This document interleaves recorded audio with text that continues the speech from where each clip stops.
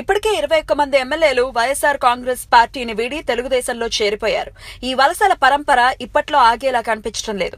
ఎన్నికలకు ఇంకా 2 ఏళ్లే సమయం ఉంది. ఒకవేళ ముందస్తు ఎన్నికలు వస్తే వచ్చే ఏడాది జరిగినా ఆశ్చర్యపోనవసరం లేదు. ఇలాంటి పరిస్థితుల్లోనూ వైసీపీ ఎమ్మెల్యేలు గోడ దూకేందుకు మొగ్గు చూపుతున్నారు. అయితే ఈసారి తమదే అధికారం అంటున్న జగన్ వలసపోతున్న ఎమ్మెల్యేలను ఆపలేకపోతున్నారు.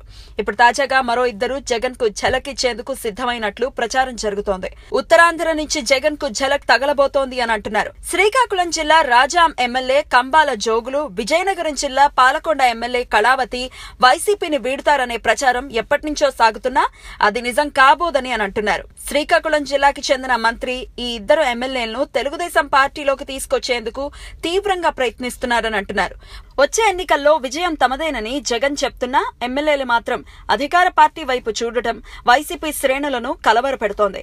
దీంతో ఎమ్మెల్యేలెవరూ పార్టీ మారకుండా నచ్చజెప్పే బాధ్యతను, వలసలను నియంత్రించే బాధ్యతను జిల్లాల వారీగా సీనియర్లకు జగన్ అప్పగించినట్లు తెలుస్తోంది. పార్టీ మారాలనుకుంటున్న ఎమ్మెల్యేల సమాచారాన్ని ఇప్పటికే తెప్పించుకున్న జగన్ ఎమ్మెల్యేలు చేజారకుండా బుజ్జగింపులు ప్రారంభించినట్లు తెలుస్తోంది. మరో ఏడాదిలో ఎన్నికలు రానున్నాయి. అధికారంలోకి వచ్చేది తమ పార్టీనేనని, ఇప్పటికే టీడీపీలోకి వెళ్లిన ఎమ్మెల్యేలు అనేక అవమానాలు ఎదుర్కొంటున్నారని గుర్తు చేస్తున్నారు. అధికార పార్టీపై ప్రజల్లో తీవ్ర వ్యతిరేకత ఉందని, ఈ సమయంలో పార్టీ మారితే వ్యక్తిగతంగానూ నష్టపోతారు అంటూ ఎమ్మెల్యేలను జగన్ హెచ్చరిస్తున్నారు. పార్టీ మారకుండా ఎమ్మెల్యేలను బుజ్జగిస్తూనే మరోవైపు పార్టీ మారిన నేతల తీరును ప్రజల్లో ఎండగట్టాలని జగన్ కార్యాచరణ రూపొందిస్తున్నట్లు తెలుస్తోంది.